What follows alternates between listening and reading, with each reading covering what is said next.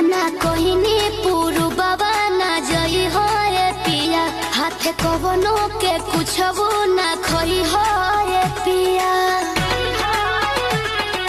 ए पिया माना कहनी पुरु बाबा ना जई हो रे पिया हाथे कवनो के कुछ वो ना खोई हो रे पिया बोल मुह के बिगड़ल सबंग लेने यारे बंग लेने या चित बदली खिया के